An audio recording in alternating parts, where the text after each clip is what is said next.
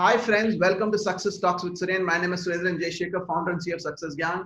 As you all know, Success Gyan is India's largest organizer of seminars. So I welcome you all for one more edition of Success Talks with Suren. You all know how this started. A couple of months before in lockdown, I sat with my team and said, what can we do to inspire 1 crore people in India? And I told my team that I'm going to call my teachers and mentors who have shaped me, inspired me, and do a talk show like this. And thank God we had Brian Tracy, Blair Singer, Dr. Velumani, Ashish Vidyarthi, and many more teachers who came in. Till date, 14 lakh people have watched Success Talks with Suren. I really want to thank each one of you for coming in, watching it, sharing to your friends and family, and inspiring the community. Today, I have a very, very special friend. It's a honor and privilege to introduce Jack Canfield. As you all know, he doesn't need any introduction. Co-creator of Chicken Soup of the Soul series, 251 titles, 500 million copies across 40 languages. And he's got a Guinness Book World Record for having 7 titles at the same time in New York Times bestseller.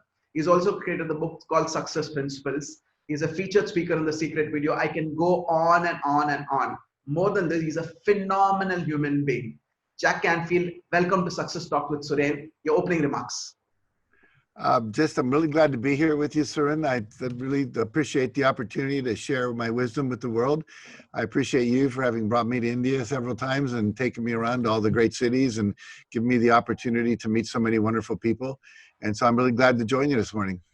First of all, thank you so much for coming in, because I know this 1 hour is going to be pure gold for people who are watching in, and it's going to completely inspire every single person. A big thank you for coming in, Jack. Let's dive in because we have only 60 minutes. Let's dive into the first question. How did it all start? The idea behind Chicken Soup of the Soul? How did that start? Well, I started my career as a high school teacher in an inner city high school in Chicago. It was all black students. And I noticed that whenever I was telling a story, they were paying attention. Whenever I was teaching some historical fact, they were looking out the window and could care less. And so I began to really be interested in the power of stories to engage people. And then when I became a trainer of teachers, I found the same thing was true when I was telling a story about my own experience or about someone else's experience, especially if they were inspirational stories, people overcoming obstacles, people succeeding against all odds. They were really glued. It was like people need inspiration. And so as I continued my career and began speaking in the general public, the same thing was true. And people would come up to me and say, that story about the Girl Scout who sold 3,000 boxes of Girl Scout cookies in 1 year, is that in the book anywhere? My daughter needs to read that story. I said, no, it's not.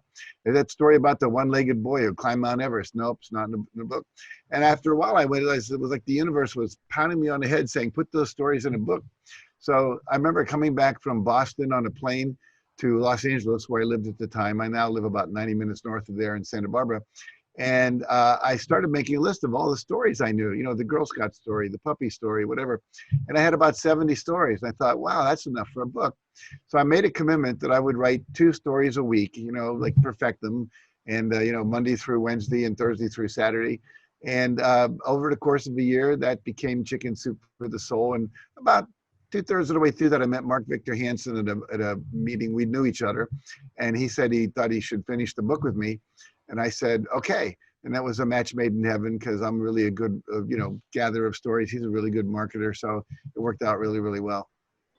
So how did you get the name Chicken Soup for the Soul? How did that happen? How did the name come in? Well, we didn't have a title, and we were supposed to go to New York and sell the book to a publisher. We were going to have a lot of meetings. We had 7 meetings a day for 3 days. And our agent said, you have to have a title. So Mark and I are both meditators. So we decided we'll meditate and we'll ask God for a title and we'll see what shows up. And so the first day, nothing. Second day, nothing.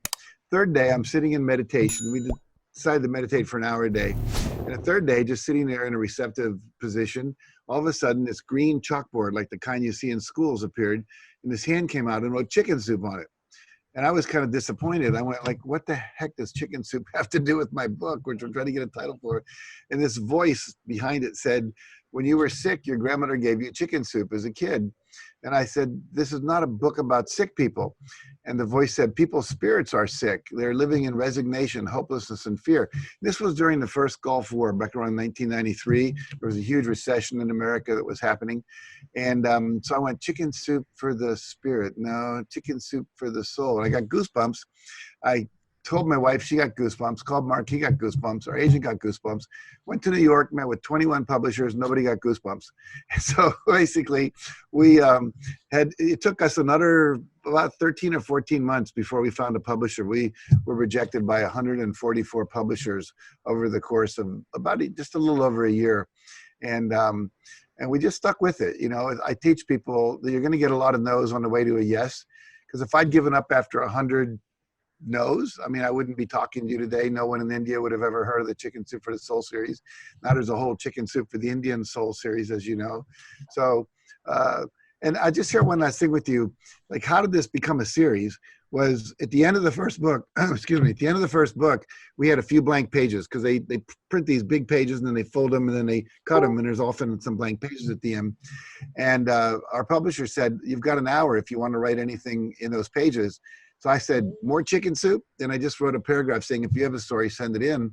And literally we started getting, you know, within several months, we started getting like 500 stories a week. And they weren't all good. But it was enough that we ended up with a second helping of Chicken Soup for the Soul, a third serving, a fourth bowl, a fifth tureen, a sixth pot, you know, whatever. Yeah. And it just morphed out from there over time. Yeah. Thanks, Jack, for that. For people who are tuning in, who are watching this, I want you guys to understand this 1 hour is going to be pure gold. So this is what I want you guys to do. I want you guys to type in your takeaways as you start listening to this, as you're watching this. And after this is over, I really want you guys to share, because as a collective goal, we want to inspire 1 crore people. And Jack's message is pure gold. Jack, I know the number of publishers who said no to your book before someone said yes. And you told me the story when we had dinner. I really want you to tell the audience, what was your mindset? You could have easily given up because you felt motivated, got the name, and you could have given up. But what is the things which you did and your mindset which really helped you go from that to get the publisher who said yes, and today rest is history, 500 million copies. Can you tell us your mindset and what did you do? Well, several things. Number one, I'd told these stories for years, most of them, and I knew that they had a positive impact. The people in the publishing world said that people don't buy collections of short stories, and that was true if they were literary short stories, because there was not enough character development over time to really get, you know, interested in the characters and so forth. And so there was no precedent in the publishing world for that. And the other thing they said, they were too nicey nice, too positive. They weren't like, you know, realistic enough. There wasn't enough sex or violence or, you know, hip, new, whatever the current fads were. And but I knew that deep down in the heart of people, just like the movie Rocky, you know, which was so successful, that people responded to these stories.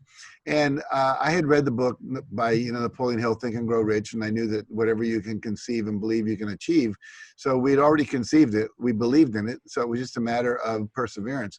I think the universe, God, however you want to call it, source energy, tests people to see how committed you really are. If success were easy, everyone would be thin, everyone would be happy, and everyone would be wealthy. And it's not that easy. You know, someone said the only place that success comes before work is in the dictionary, you know, alphabetically.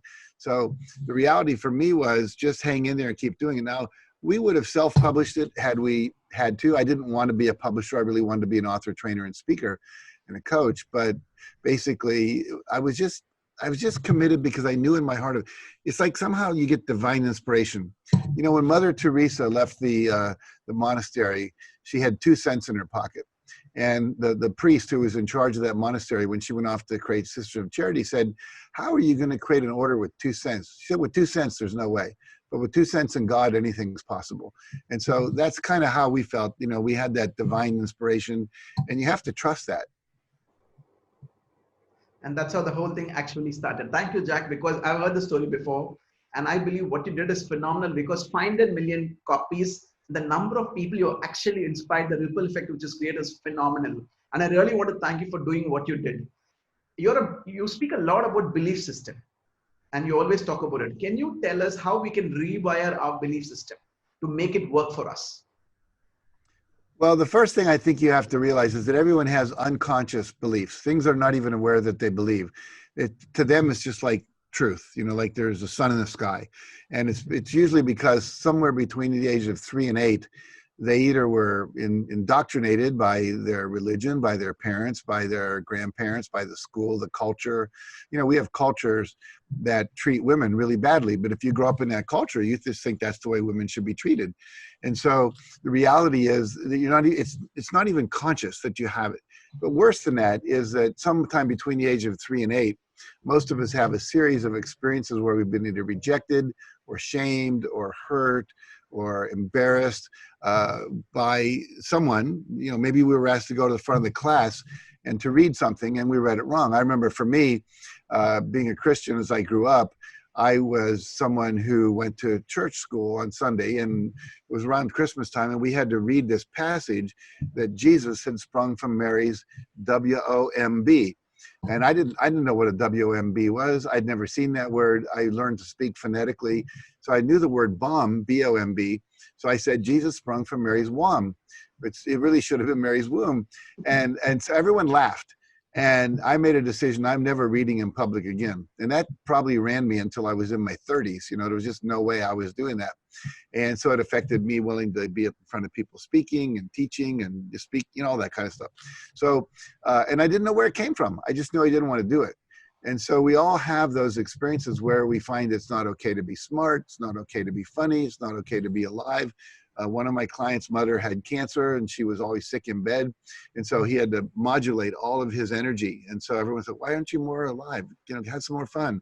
And it just was like impossible for him because inside there was this deep inner child that thought it was going to get punished if it did that. So we have to find a way to surface those beliefs and then replace them. So you can't just release a belief. You have to replace it with a positive belief, something called the law of replacement. If you have a vacuum in nature, it'll suck back in, you know, the old thing as soon as the vacuum is broken. So basically, there's a number of ways to do that. Meditation is powerful because you can watch your thoughts and they come up and you see them.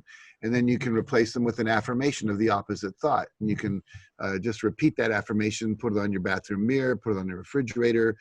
Let's repeat it like a mantra that you would repeat over and over. But the most powerful way I've found is something I teach in my courses, our Train the Trainer program, our Breakthrough to Success program. And I think this last January, I actually did a free series of 3 calls where I had about 2,000 people on each call. And I just took them through this process as a gift to the world. And what it is you literally think about what's something you want to achieve that you're not achieving.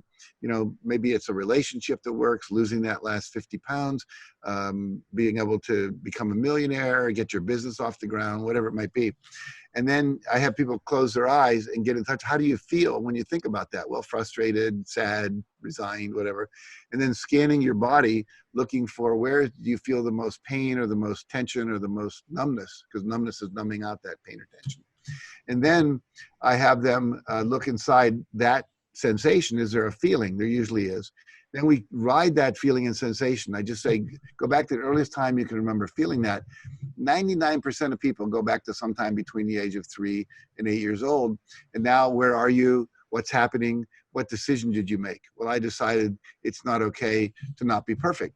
So here's a person that's overamped, that's killing themselves and not getting enough sleep and all that, and wondering why. Well, it's because they decided when their dad said there's not going to be enough money to feed all the children, this little 5-year-old decided she was going to be one that was going to be fed, so she was going to be perfect, you know, get A's in school, never make a mess, always stay clean, keep her room, whatever. And here she is, 43 years old, you know, working 3 jobs on 4 board of directors, planning her own wedding without a wedding planner, etc. So that's one of the major ways to do it. And I have that exercise in all the programs I teach.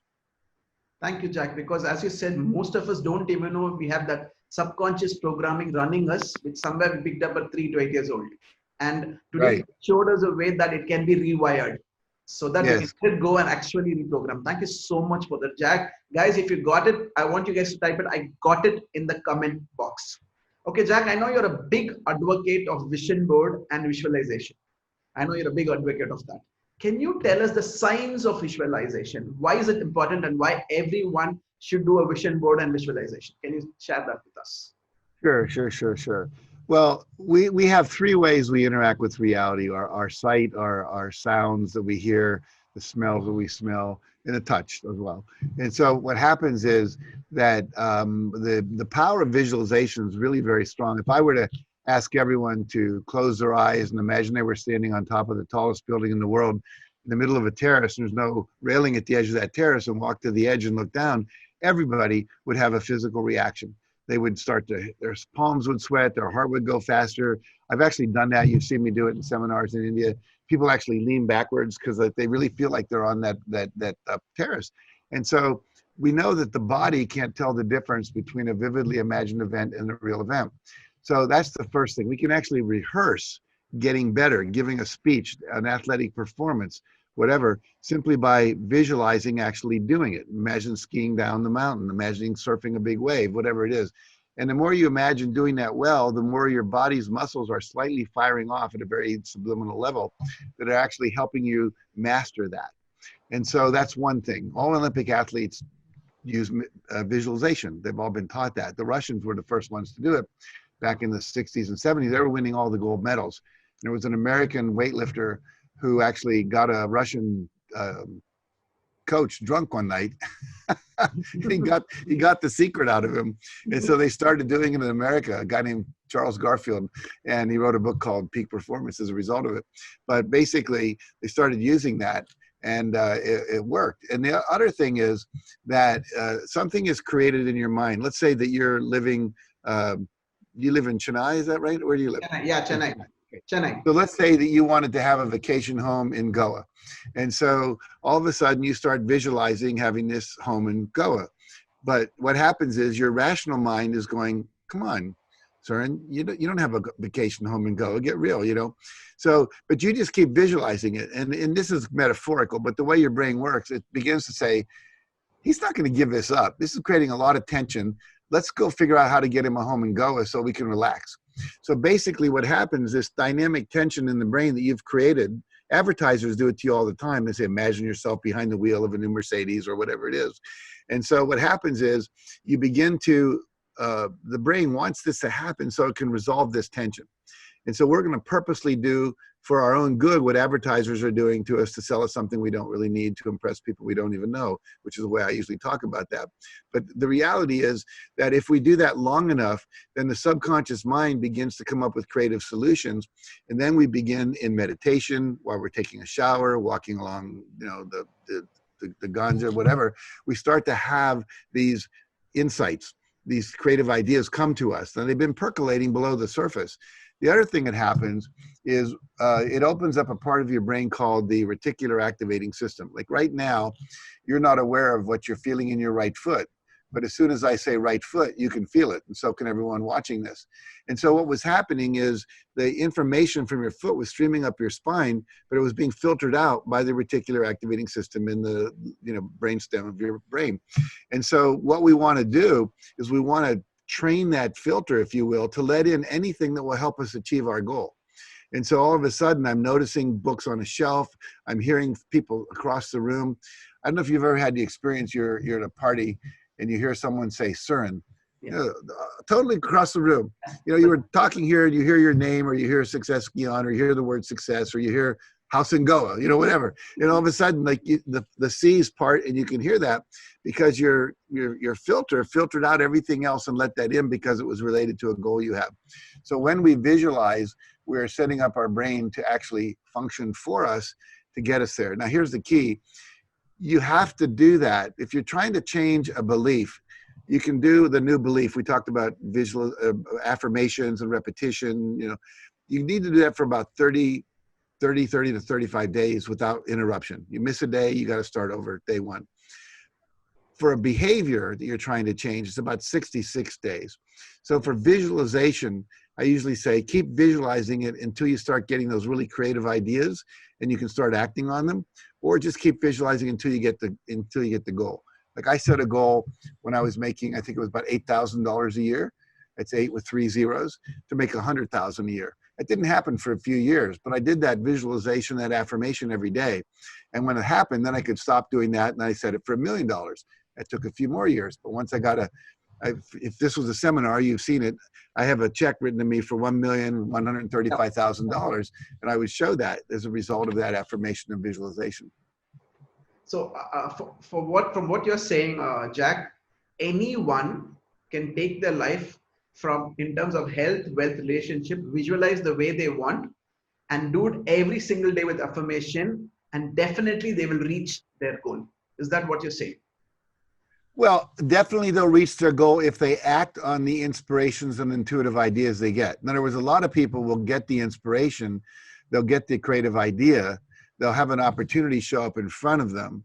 They'll read a book that tells them what to do, how to invest in real estate, how to double your income, whatever it might be, but they don't do it. And so action is also required, and then perseverance. You know, you have to do the action long enough.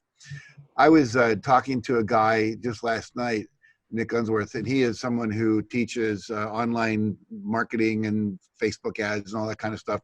And he read The Secret, where all this stuff is taught in that book, The Secret, when he was, I think, 28 years old.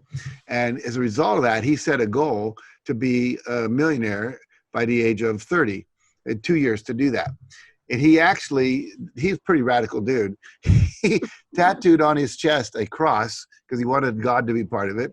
And he put The Secret, if you remember the movie, the book, The Secret has this S, kind of a wax stamp with a gold S. He tattooed that in the middle of the cross.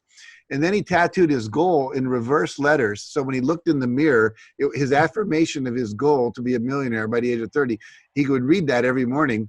Then he would close his eyes, visualize being a millionaire. And he told me the story last night of how within 2 years he achieved that. And everyone said, that's totally impossible. He was broke.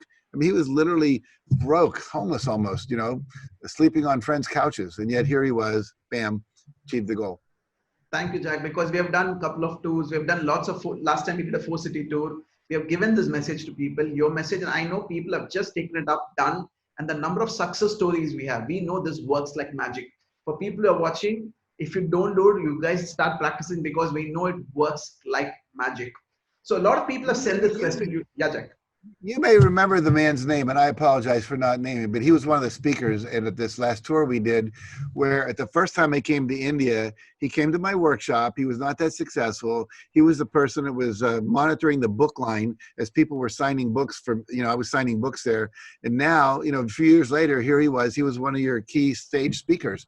And it was all based on... Because a lot of people watching this know him very well. Guys, he's talking about Rajit Talreja. When Jack came first time to India, he was standing behind and helping people to sign books for Rajiv. For Jack, Jack was signing books and Rajiv was helping people, ushering people actually. And last year, Rajiv shared stage with Jack Canfield. That's the power of visualization. If you really want to go so badly, Rajiv Talreja, Rajiv was the guy. And he's one of the speakers we promote. And it was a fabulous tour, Jack. Thank you so much. Last time was the best time of my life. I spent 8 quality days with you. That was priceless. Thank you so much for that. Thank you. It was a lot of fun. I love the traveling, the food, everything, the conversations over dinner. Okay, now let's come to the question people have been asking. Lockdown, COVID-19, a lot of people are losing jobs. Businesses have no clue what's going to happen. Can you tell people what should be their mindset? How should they use and how should they work in their heads to really ride over this crisis and make it work in favorable for them? What should they do? Can you tell us? Well, life is always going to be filled with obstacles, usually not as intense as this one, but there's always obstacles along the way. And there's a formula I teach in my books and in our seminars called E plus R equals O. There's an event plus response equals an outcome. And what happens is that COVID-19 and the pandemic, the lockdown, the shutdown of the railroads and the planes and all that, people have to stay at home, people losing their jobs, some businesses going out of business. In America, 1 out of every 4 people is on unemployment right now. And we found 40% of Americans are literally suffering clinical depression. And it's probably not that different in India. And so what happens is that if you allow the event to determine your outcome, then you're in trouble. See, it's not the event that determines how we feel, doesn't determine how much money we make, doesn't determine how much we weigh, how much our health is, how happy we are. It's our response to that event. So a lot of people, when COVID-19 came along and we had to lock down, basically went into panic, went into fear. And fear puts all your energy in the amygdala, which is in the hip, the amygdala, which is in the back of the brain, and that hijacks the prefrontal cortex. The prefrontal cortex of your brain is where your rational thinking occurs and your creative thinking and your spiritual thoughts, all of which we need a lot right now. And when you're in your amygdala, your immune system actually lowers its ability to fight off disease, which is another thing we want right now because the virus is running around. So that's the last place we want to be, is in fear. So fear is the result of imagining. We've just been talking about visualization. Fear is the result of imagining the future being terrible, imagining getting sick, imagining dying, imagining someone you care about dying, imagining you're going to lose your home, that your job will never come back, that your fortune will disappear, that you'll lose your land that you work so hard to get. Whatever it might be. So what you want to do is, obviously we have to pivot our behavior to do something different. 2 + 2 = 4. And if you were happy with 4, that was great. All of a sudden the world did 0 or 1. Now, and that's called the pandemic. So now what you have to do, you can't keep doing 2. You have to do something different to get 4. So now you've got to double your efforts, change your mindset, think differently, act differently, visualize differently, and maybe find new ways to work in different ways. So what did Søren do? Søren said, I can't put on public events right now because we're not allowed to gather. What I can do is I can bring speakers to people via Zoom. And so he's been doing that with his series. We had to do the same thing. I had at least 10 keynote speeches, which for me are about $30,000 US if I'm in mainland America, 60,000 if I'm overseas, cancel, because not allowed to travel, not allowed to get together. So I had to pivot and say, is it possible we could deliver these keynotes via Zoom? Like I'm doing one next week for 7,000 people around the world who'll be sheltered at home for a major international company. And they're paying me my full fee, which I was quite surprised they were willing to do that. I've been offering it at half fee, but they wanted to do it twice in one day, one for the Asian market, one for the European market. I said, okay, that's great. But also we had probably $1 million in deposits for live trainings that we had to put on. And so that's a lot of money to return. And like in most businesses, you've usually spent a lot of that money before the event even happens, which we had as well, on salaries and so forth. So we had to quickly create online courses that could be delivered live in place of the courses that we were doing. And with Zoom, we can actually divide people into pairs. We can break them into small groups. We just put on a training for people from 17 countries for 3 days. That was live, and they actually, some of the people who had done it before live in a room said they preferred it. They didn't have to travel. There was no hotel fees. There was no passports and visa problems. And so we're actually having more people attend our seminars because they don't have to fly from India or Pakistan or Europe or South Africa to come be with us. So in a way, it's been a blessing. But at first, it looked like a curse. I mean, it's like, wow, what are we going to do here? But you have to say, okay, there is a solution. That's the mindset. I'm going to find it. That's the belief. And then you look for it. And the other thing is, look for people who've already figured it out. In other words, there are people who've gone through these crises before, whether it was 9/11 in America, whether it was the stock market crash in 2008, 2009. So many of my friends reached out to other people who'd been through those experiences and said, how did you do that? What did you do? How did you pivot? And it's not just businesses like we do where we can talk online and get paid for it. Just to give you an example, one of my friends owns a gym where people come in to do fitness classes and spin cycles and elliptical and treadmills and all that. And so all of a sudden people couldn't do that. And so he spent a week in despair and then said, oh, no, Jack told me I got to think this through and it's possible and all that. So what he did was he sanitized all his equipment to within his life. And then he called up all of his clients because when they registered to become part of the gym, he knew their phone numbers. And he said, I can deliver the equipment to your house. You can pay a rental fee. You can still stay fit. And within 2 hours, he had cleared out everything, enough people that wanted everything. And he's actually staying in business very well right now. And they're about to reopen, I think, in about a month up in Canada where his place is. Another restaurant, they were supposed to close down the restaurant. He opened up a delivery service. And basically he was doing 41 meals a night before when people came in. He's doing 61 meals a night now. He's making more money with less staff than he was before, and he has fewer menu items. You either take what he's got or you don't. And it's made it a lot easier and simpler for him to do that. So it starts with the mindset that there is a solution. I can find it, I'll look for it, and we'll figure out what to do. And today, if you're watching this, it means you do have technology available to you. Not everybody does, but if you do, there's a lot of things. You can do home-based businesses. There are a lot of network marketing companies where you can sell things from home. You don't have to warehouse them. Basically, everything's shipped from a central warehouse in the country where it is. You can market to people. You can run webinars and opportunity meetings and education classes. So, check that out as well. Thank you so much, Jack, because as you said, I wrote a post few weeks before on AQ, adaptability quotient, because AQ is as important as EQ and IQ now. How do you adapt to the change which is happening? As you said, my business, we did last year 150 plus seminars across 13 cities, 6 other countries. This year is 0 because we don't know when it's going to open up, what's going to happen, but we pivoted online. And I think last week we did 26 webinars. Until date, we have more than 100K people who come to our webinars. We have completely pivoted the whole business. And as you said, this is much more easy, much more faster, and I can reach more people across the country. And thank you so much for the insight, because guys, if you got it, E plus R is equal to, I want you guys to type it because it goes into your subconscious mind. You can't change the event, but you can definitely respond to it and you have control on the outcome. Thank you, Jack, for that, because I want to tell you this. We had 2 other trainers who came in the success talks and quoted you and said they learned E plus R is equal to O from you and their life has changed. So that's how much the ripple effect of what you taught us is really working. Thank you so much for that. Okay, you've written a book called The Success Principle. I need to show this to the audience. Guys, if you're not seen this book, I want you guys to grab a copy of this. For me, I call it a Bible, because if for all I want an insight, I close my eyes, open it, and I get my answer there. That's how much powerful this is. This book has got 64 principles, Jack. I want you to tell me which is your top 5. I would say number 1, you have to decide what you want. I was just in India in February with a man named Dr. Pankaj Naram down in Mumbai at a clinic that he started. And I was there for a whole month doing Panchakarma and, Ayurvedic healing and all this good stuff. He said, if you'll give me 1 month, I'll give you 17 additional years to your life. I said, that's the best deal anyone's ever offered me. That's good economics. But anyway, he said to me something very profound. He said, the secret to success is knowing what you want, knowing how to get it, and knowing how to enjoy it once you get it. Because you and I both know people who have a lot of money that are not happy because they haven't figured out how to enjoy it.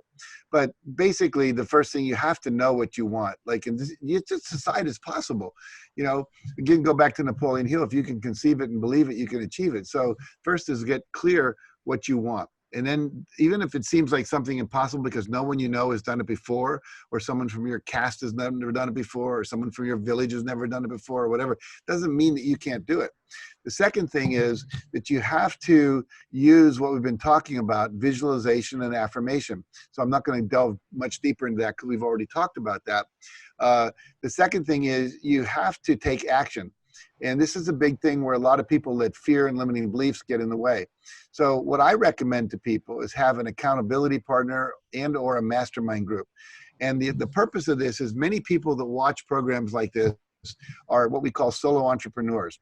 They're either a small business entrepreneur who owns their own company. It might be small, 5 employees, 20 employees, whatever, but there's no boss. They don't have a person telling them what to do. And so our tendency is to do the thing that's easy and to avoid the things that are difficult and challenging. And almost everything you want that you don't have is going to be outside what we call your comfort zone. It's going to be something that's new. And by very nature, anything new is uncomfortable. First time you learn to drive a car, first time you took an airplane trip, whatever it was uncomfortable. It was awkward. I remember the first time I tried to kiss a girl in high school. I was afraid, and she was going to slap me or something.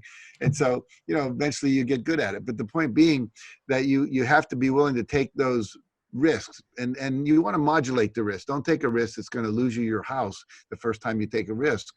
Take calculated risk. And then you have to persevere. People give up too soon. We talked about that with the books. 144 rejections. And so, a friend of mine wrote a book called Go for No. And the idea was most people, if they get a few no's, they figure the universe is telling them it's not going to happen. It's too embarrassing. It's uncomfortable to hear the word no. Well, I always say that, if I say no to you, you already have a no. It didn't get worse. If I ask you to have dinner with me tonight and you say no, I had no one to eat dinner with before, I have no one to eat dinner with now, my life didn't change. So no is not personal. And so one of the actions that I think people have to get really good at is asking people for assistance, for help, for enrollment, for buying, for investing, whatever it might be. I just recently got involved in a network marketing company, and I'm finding that about maybe 1 out of every 5 people I expose the opportunity to says yes. And so it's just a numbers game. I know that if I talk to 25 people, I'm going to get 5 yeses, and that's going to help, create an income for me and a lifetime legacy income over the course of my life. So basically, action is required. And then I think feedback is really important. Most people take actions, but they don't listen to the feedback. They don't ask for feedback. If you work for somebody, if you have clients, if you have vendors, you've been good on these podcasts you're doing, your webinars and so forth. You're asking for feedback as we go along, and so you know how it's going. So I always teach this question: on a scale of 1 to 10, how would you rate the quality of the seminar, my book, our relationship, me as a husband, me as a father, whatever? Anything less than a 10 gets a follow-up question called, what would it take to make it a 10? That's where the real value is. Most business people don't ask that question because they're afraid of what they're going to hear. They don't want to hear the negative feedback. But you can't get better without feedback. I always tell people, if you go bowling and you throw the ball down the bowling alley, and then there's a blanket at the bottom, it's just enough room for the ball to go under, and you hear all this noise, but you have no idea what happened back there, how long would that be fun? And the answer is not very long, because you don't get any feedback. You don't know how you're doing. And so it's really important to get feedback, and then persevere, never give up. And I would say, have that mastermind group that you can get ideas from, and have that accountability partner. If you do those things, you're guaranteed to achieve a whole lot more than 90% of the people. And as you said, there are 64 principles in that book. There's actually a new edition called the 10th Anniversary Revised. It has 67 principles, I think, because we talk about social media in there and also leadership, a few new things. But the idea is, I think there's about a core 17 principles that you really need to learn. But those would be 5 if you had to just say, you can only have 5 and that's it. Those would be the ones I'd give you. Thank you so much, Jack. That was really, really, really insightful. I think, guys, you got it. I want you guys to type in which principle really inspired you right now so that you can really put it in your subconscious mind. Jack, last year we did a 4-city tour. I know you're 75 years old. I know you're 75 years old. But the energy with which you did what you did, because we did a 4-city tour back to back. We traveled, we went to the city, did the keynote, then again we took the airport, traveled. Your energy was phenomenal. You're physically and superly mentally fit. I want to know your daily routine. How do you keep yourself mentally and physically fit at 75? Well, I have a really good attitude toward life. I believe it's all going to work out. I've forgiven everyone that's ever done anything that I thought was bad to me. So, and I live in a state of gratitude. I'm very grateful for all the blessings I've had in my life. I think that helps keep your vibration high. I am right now, I'm on a plant-based diet after my time in India. I think that's helped a lot. Even when I was with you, it was only just a little bit of fish, maybe an occasional piece of chicken. But the vegetarian diet's been very helpful for me. Detoxing, I used to detox, and still do. About every 3 months, I would take 2 or 3 days and do a water fast, and just let the liver and the kidney clean out. I take about 51 supplements every day, vitamins and minerals and herbs and things like that. I use essential oils in my life, both in a diffuser and also rubbing them on my hands and smelling them. They have these essential plant essences that have high vibrations that actually keep you healthy and build your immune system. There are a lot of spices and herbs like cinnamon and cardamom and turmeric and things like that that actually fight off viruses and bacteria. I meditate. So disciplines, with every morning I do a blender drink of those things, plus blueberries and protein powder and things like that. And then I will meditate every day for a minimum of 20 minutes. It usually goes longer because I get into it and I don't want to stop. And so I just turn my timer off and keep going if I'm having a good time in there, which I usually do. And then I read for 20 minutes to inspire myself, something inspirational, either spiritual or motivational. And then I exercise either aerobically or something called high intensity interval training, where you go as fast as you can for a minute or two, and then you rest for a minute. And then you go as fast as you can. I just stair step where I do that on. And I lift weights for about 10 or 15 minutes just for toning. At this point, I'm not trying to bulk up, but I am trying to keep what I got in terms of muscle tone. I take a walk for 20 minutes with my wife, either before or after dinner every day.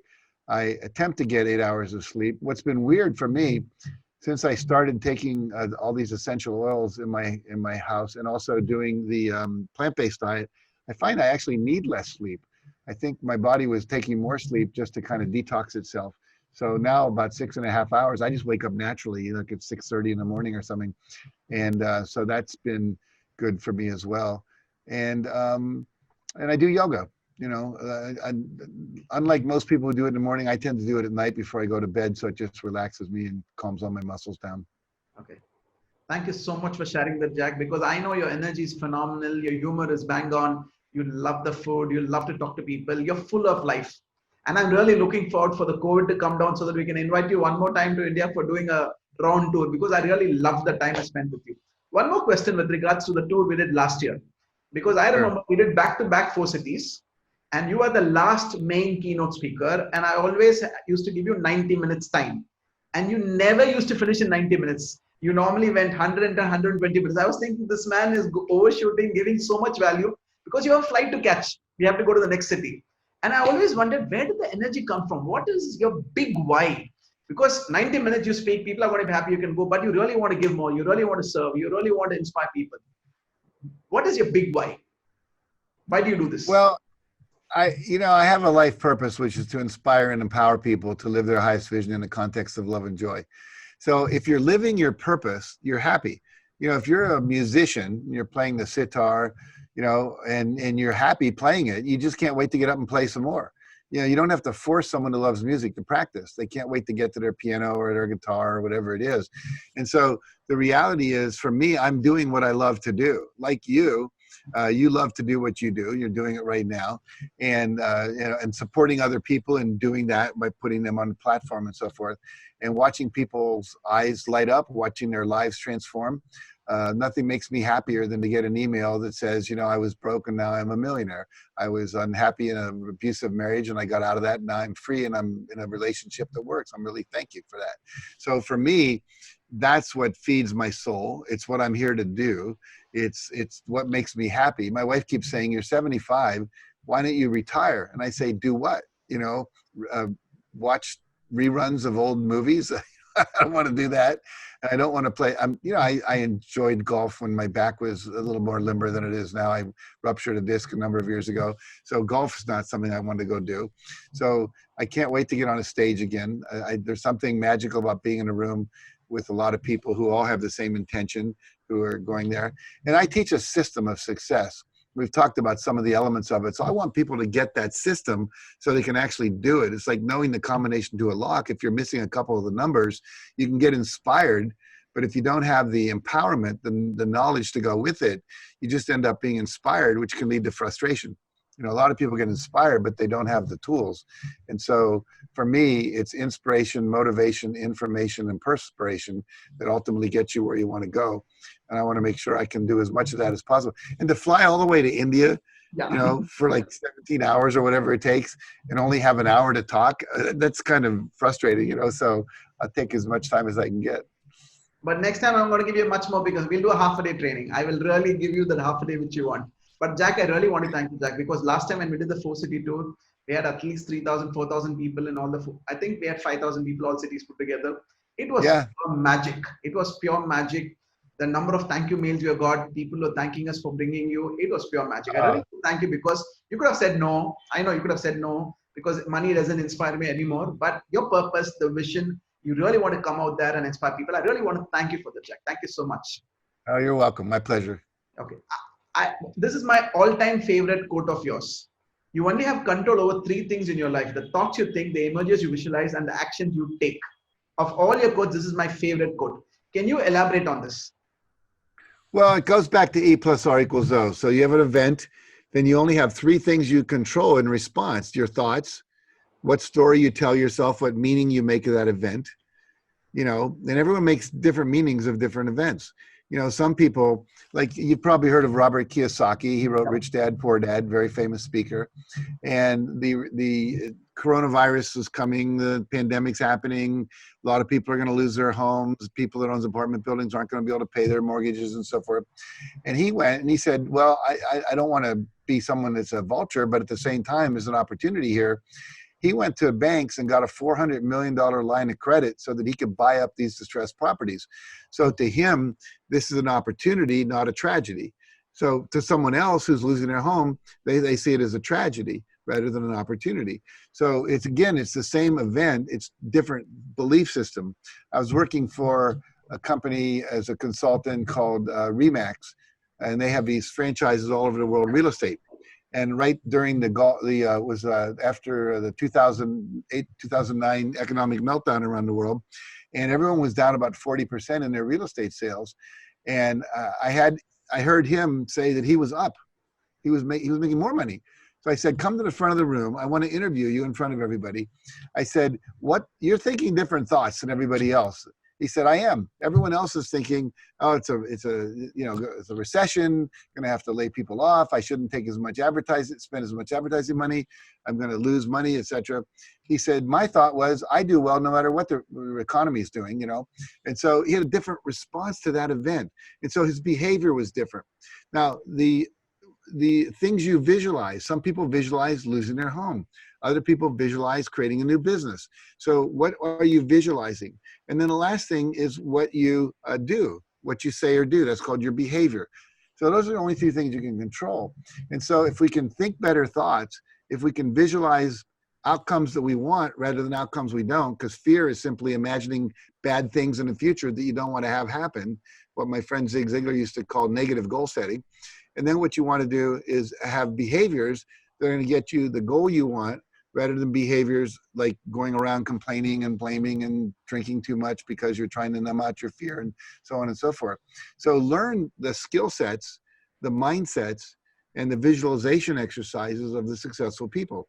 A friend of mine just wrote a book called The Billionaire Secret, where he interviewed 21 billionaires from around the world, 17 different industries. And what he found was all of these billionaires were readers. He came up with this idea, leaders are readers. So they were constantly educating themselves. Every one of these people meditated every day, which I was surprised to find, quite frankly. And every one of them exercised vigorously every day, from a 35-year-old all the way up to this 81-year-old. And so there were other things they did too, but there are disciplines of success. Tony Robbins says success leaves clues, leaves them in the form of a book. I noticed you got a Tony Robbins book up on the bookshelf behind you there. And so, we're putting our success secrets in these books, and they're available to you, for a $20 investment, you can find out a lot of stuff. And here are, I don't know if you're giving these away free or charging for them, sir, but the point is, all you have to do is listen and apply what you're learning, and you can change your life. Jack, thank you so much. All you guys who are watching this, you need to understand that from what Jack said, today you're living a time where you can completely take control of your life by responding to the way you want, and you can really get your outcome. Thank you, Jack, for that. Jack, one more question. In your talks previously, you always say that people should invest in the self-education, which we're just clarifying right now. Can you tell our audience why self-education is very, very important, especially right now? Well, I have a chapter in my book, The Success Principles, called if you want to be more successful, if you want to spend more, you have to earn more. And there's another chapter called To Earn More, You Have to Learn More. In other words, the skill sets you have now are only good enough to get you what you're currently getting. And if you want more, you've got to do something different. You want more, you have to do more. Maybe not work harder, but you got to work smarter. You have to have new skill sets, create new networks of friends, etc. You'll learn about all that. But we are in a time right now where many of us have more time. We're not commuting to work, so there's an hour or two a day that you didn't used to have. Many of us are not doing the same job we used to do, or we're able to do it quicker because we're not distracted by all the office politics and people, at the water cooler and taking hour-long lunches and so on and so forth. So we have an opportunity to learn some skills to be able to sell and monetize those skills that we didn't have before. And you can't get, you know, the one thing you have control over is your own abilities. You know, we're all born with certain talents, certain predilections, certain things we're attracted to, but talents are only good if you develop them. You know, you may have a musical ear, but if you don't learn to move the fingers and practice your skills, you're never going to be good on the piano. The same is true with sales skills. This is a great time to be learning how to sell and enroll more. This is a great time to be learning how to be a coach, how to be a trainer, how to be a speaker, how to be an author. One of the things that's true is that the ability to deliver training is easier now than it was, because you don't have to go out and rent a ballroom, enroll lots of people to come there, set up a lunch schedule, you know, do all that, have assistants enrolling everybody. You can do all that online now and do online courses. You can do one-on-one coaching. You can do group coaching. If you have those skills that can help people develop themselves, this is a fabulous thing that's possible to do right now that wasn't possible for many people even a couple of months ago.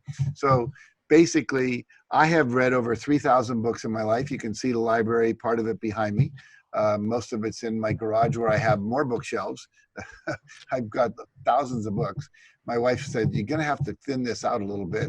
She's worried about the mold, I think, whatever, the dust, who knows. But I read all those books. I've taken over 600 seminars. I've probably watched 500 TED Talks. I've attended, you know, these kind of webinars and seminars and summits online continually, learning, taking notes, applying. See, it's one thing to learn something, it's another thing to actually apply it. So you don't want to have what I call shelf esteem, where you've got a lot of books on the shelf, but you're not doing what's in them. You want to do that. And so if you want to be more successful, you have to become, I love Brian Tracy's quote, it's to become more valuable to more people. So I could be more valuable to one client because I have more skill sets to serve them, or I could find a way to reach more clients with the advanced skill sets I have. So if I can become more valuable to more people, you know who Deepak Chopra is. His prayer every morning is, Lord, help me be more valuable to more people. And that's how his wealth is built, because he's serving more people with more ability. So this is an important time to do that. Thank you for that, Jack. For guys watching, and I want you guys to type self-education so that you put it in your system that you need to spend more, learn more, so that you can really achieve your goals. Jack, I know your mission is to create trainers who can take your teachings to the world so that you have a legacy and people really take your teachings and timeless wisdom. And I know you've created a Train the Trainer program for that. Can you talk about that? Because we have a lot of trainers and coaches listening to this and they will get an idea of it. Can you please talk about your Train the Trainer? Well, it started out, I was doing this work around the world and people would say, I want to learn to do what you do. And I went, okay. So we created first this live training in America. It was 3 weeks. You had to come back 3 different weeks over the course of the year, practice what you learned in between. And then we were on a tour in the Gulf, and everyone over there said, we can't get visas to come to the United States. You know, Donald Trump's not letting Arabs from Arab countries in, et cetera. And so we decided we'll create an online version of this. And now we've got 3,000 certified trainers in, I think there's 17 of them in India that we've trained. And what happens is that we have this online Train the Trainer course. You get certified as a Success Principles trainer. And my goal is to have 1 million people training the principles by the year 2030. Because by then we're supposed to have a population of 8 billion people. And if we have 1,000 trainers training 1,000 people for 8 years, starting in 2030, we can reach most of the people on the planet through schools, through in-house trainings and corporations, public seminars, etc. So the training is about 40 hours of video-based training. It's all online. It's all pre-recorded so that you can do it any time of the day you want. You have access to it 24/7.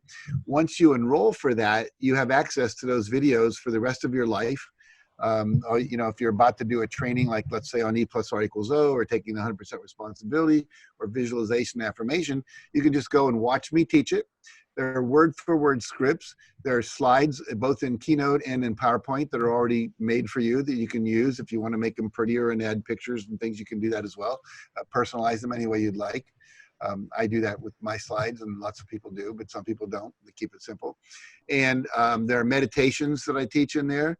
There are guided visualizations with the scripts for how to do that, for life, how to to discover your life purpose, how to help people create a vision for the fulfillment of that purpose, how to set goals, all the things we've talked about and more on this webinar we've been doing this morning. And so basically, my goal is to have as many people, and right now it's mainly available in English. So, you know, thank God India has a lot of English speaking people. And then you can translate it in anything you want. I mean, I know people that have learned it in English, but are teaching it in Tamil or, you know, Hindi, whatever language they want to do that in. And so it's really exciting. I mean, I'm getting letters every day from people around the world who are, you know, I led a lady in the Philippines who just did her 25th training after getting certified online with the government. They hired her, and then she did such a great job. They hired her, and the universities are hiring her. And now she's doing like you. She's leading these online, and she's making much more money than she ever made when she was working in the government. So that's basically it. Yeah, I know it works because out of the 17 people, Pooja was a good friend of mine. She's taken your Yes. teaching and she's doing really, really well. Few weeks before, she was in Success Talks. She was the first lady to be in Success Talks. And we have to give credit to her because thanks to you, Jack, because she's really taken your trainings to one whole new level. Okay, for guys Yes. you're watching, it is online, it is video based, and he's giving information which you can take and use. And it's a certified program, Jack, right? It's a certified program, right? They get a certified. Yeah, everyone becomes a certified Success Principles, Canfield Success Principles trainer. And I'm giving you everything I've developed in my life for literally very little money, very little investment. And the reality is you can use it any way you want. You know, you can call it a Success Principles training. You can integrate it into your real estate sales trainings, whatever you want to do. I just want to get it out there. As I'm independently wealthy at this stage in my life, I just want to make a difference. We talk about legacy. This is a legacy I want to leave. So I'm glad to support all of you. And not only, and here's the other thing, when you go through that program to learn to teach it to others, you are learning it yourself. And you know, they say the best way to learn anything is to teach it. Even for me, the more I teach it, the more I live it. And so I get the benefit of it. Thank you, Jack. For people who are listening, if you're interested, I would want you guys to send an email to info@successgyan.com. My team is going to type the email ID. Just type in. We're going to connect you to Jack team, and I'm going to ask a special discount from his team so that, because you know, I love India and I really want you guys. So we're going to get a discounted price from Jack.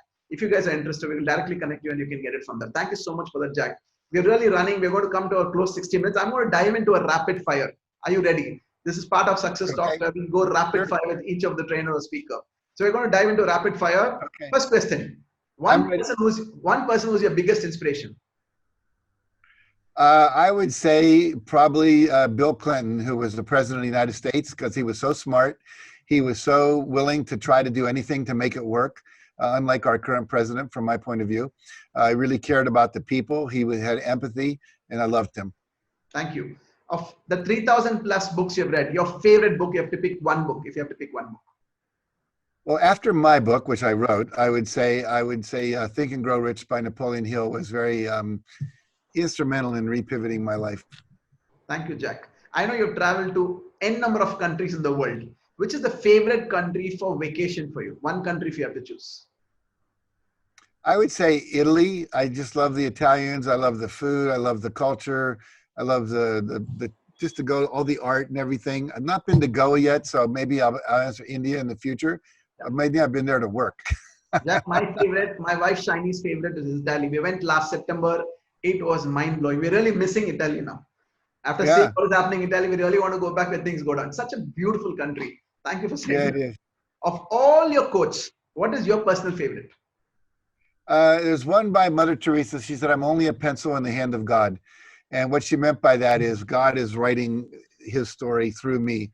And I feel the same way, that I'm just doing the higher work and just a vehicle. And as long as I stay true to that inspiration, life works. Thank you so much. Okay, I don't think anybody will ask you this question. Your first crush? There was a young girl named Judy Graham. I had a crush on her all the way through junior high school and high school. Wow. Okay. Let's not get the name out. It's okay. Let's keep the name out of it. Okay. Your one line. What's her name? She's actually passed on, so it's okay. Okay, it's okay. Okay. Your one line definition of success. Fulfilling your soul's purpose. I believe we're all born with a purpose, and if we fulfill that, we're successful, whatever that might be. Wow, that's brilliant. Fulfilling your purpose. Thank you, Jack. Have you achieved all your bucket list of goals? No, I set a list of 101 goals. I've achieved 84 of them, and I added about 20 more about 7 years ago. So I'm got something to go yet. Wow. If not a trainer, what would have become? I know you were a teacher, but if not for a trainer, an author, what would have happened to you? I think I would like to have been a sports coach, maybe coach tennis, like one-on-one and be out in the sun and just be working with one person at a time. I like playing tennis for years, so I think that would be my second choice. Okay. Your one-line definition of purpose.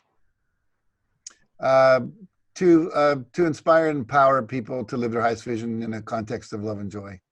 Thank you so much. Your last rapid fire. 200 years from now, how do you want the world to remember you? He came, he loved, he cared, he made a difference. I love that, Jack, because that is all you, pure love, pure joy. And it's a treat to just spend time with you. And I'm telling you, I'm waiting for COVID to come down so that we can invite you back. Okay, before we let you go, we're going almost at 60 minutes now. In fact, we crossed 60 minutes now. Guys, we do success talks every few days. What Jack has said is pure gold. I want you guys to comment and start sharing in your social media handle, because I want more people to get inspired from this 1 hour talk. And next few weeks, we have more people coming in. Jack, your final closing remarks before we let you go. I would just say to everyone listening and watching to this that you have everything you need to accomplish anything you want. You may have to learn some new skills. You may have to partner up with some people you've never partnered up with yet. You may have to go and ask for some things that you need in order to get there. You may have to get some certification that you don't have right now, some license, whatever. But there's no dream that you can have. You're not allowed to have a dream that you're not able to fulfill. Your brain won't do that to you. So if you're able to think it up and conceive it, then all you have to do is believe it and then take the actions that come to you that you're inspired to take to achieve it. Thank you so much, Jack. Every conversation with you is always blissful. I love the time we always spend together. It runs and 60 minutes just flies just like that. I don't know why. But thank you so much for taking your time for being here, because you don't need to do, but you still came back and did it. Thank you so much for that, Jack. Thank you guys for watching. I will see you guys in the next edition of Success Talks with Suryan. Thank you so much, Jack. Thank you so much, guys, for watching. Thank you so much.